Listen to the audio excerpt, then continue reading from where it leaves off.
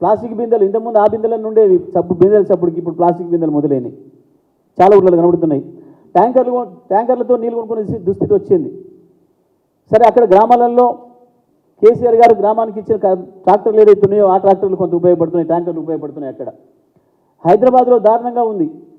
హైదరాబాద్లో మంచినీళ్ళు అవసరం ఉన్న వాళ్ళు ఇవాళ బుక్ చేసుకుంటే వారం రోజులు కూడా ట్యాంకర్ రావడం లేదు. తప్పని పరిస్థితులలో ప్రైవేట్ ట్యాంకర్కు ఫోన్ చేస్తే ప్రైవేట్ ట్యాంకర్ బుక్ చేసుకుంటే 2,000 రూపాయలు ట్యాంకర్ చెల్లించాల్సిన పరిస్థితి వచ్చింది హైదరాబాద్లో. మొత్తం హైదరాబాద్ జిహెచ్ఎంసీ కావచ్చు, చుట్టుపక్కల మున్సిపాలిటీలలో కావచ్చు. ఇవన్నీ కూడా 2014 పరిస్థితిని మళ్ళీ అద్దం పడుతున్నాయి. 2014 ముందు పూర్వస్థితి ఏదైతుందో మళ్ళీ అదే స్థితి ఇవాళ దాపురించింది. ఇది కేవలం ప్రభుత్వ నిర్లక్ష్యం వల్ల, ప్రభుత్వం యొక్క కక్షపూరిత వైఖరి వల్ల, ప్రభుత్వం యొక్క చేతగంతనం వల్ల, లేదా ప్రభుత్వం వేరే పనిలో ఉండి ఈ పని పట్టించుకోకపోవడం వల్ల వచ్చిన సమస్య తప్ప ఇది దానంతరాది వచ్చిన సమస్య కాదు, ఇది ప్రకృతి నుంచి వచ్చిన సమస్య కాదు. అందుకే మేము డిమాండ్ చేస్తూ ఉన్నాం, కేసీఆర్ గారు ఏదైతే చెప్పినరో ఆ ప్రకారం వెంటనే 2 లక్షల రుణమాఫీ ప్రకటించాలి, వెంటనే ఇవ్వాలి, బ్యాంకులకు ఇచ్చి రైతాంగం మళ్ళీ అప్పులు తీసుకోవడానికి కావాల్సిన అవకాశాన్ని కల్పించాలి వెంటనే. అదేవిధంగా రైతు బంధు వెంటనే అందరికీ కూడా వెయ్యాలి. 5,000 బోనస్, 500 రూపాయలు బోనస్ కూడా వెంటనే ఈ సీజన్లోనే అందించాలి.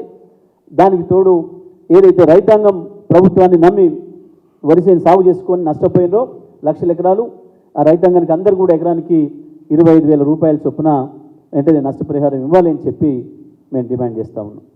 ఆ లెక్కలు చెప్పి అయిపోయింది. ఇప్పుడు ఈ 3 నెలల లెక్కలు ఏందో చెప్పమన్నా, అది ఎన్సీఆర్ ప్రకారం గది చెప్పరాదు. అది అయిపోయి, అది ఒడిచిపోయిన కథేనా అయిపోయి. దాని తర్వాతనే వస్తే మీరు మీ చేతికి వచ్చి 120 రోజులు 110 రోజులు దాటే ఈ 110 రోజులు ఎన్సీఆర్పీ లెక్కలి గదే మేము చెప్పింది. 200 కాదు, ఏముందో చెప్పు. 200 కాకపోతే 199 ఉందా, 198 ఉందా చెప్పు, ఏముందో. చచ్చిపోయింది వాస్తవం. మీ మీ మీ మీడియాలలోనే వచ్చింది. ఇక్కడ రైతు పామ్ కార్డు చచ్చిపోయాడు, ఇక్కడ రైతు కరెంట్ షాక్తో చచ్చిపోయాడు, ఇక్కడ రైతు ఆత్మహత్య చేసుకున్నాడు, మీడియాలోనే వచ్చింది. నువ్వు కాదనంటే ఎట్లా? అది ఏ పేపర్ అయినా కావచ్చు, అన్ని మీడియాలలో వచ్చింది, సోషల్ మీడియాలో కూడా వచ్చింది. కాదు అంటే ఏందో చెప్పు. నువ్వు పాత పాట మొదలు బంద్ పెట్టు, నీ పాట చెప్పు, నువ్వు వచ్చిన కానీ నీ కథ చెప్పు. ఎన్సీఆర్బీ రికార్డ్స్ అనేది 2 సంవత్సరాల తర్వాత వస్తాయి. 2014లో 1,400 మంది ఆత్మహత్య చేసుకుంటే 2020 అది ఎప్పుడన్నా రాని ఆయన ఏందో చెప్తున్నాడు.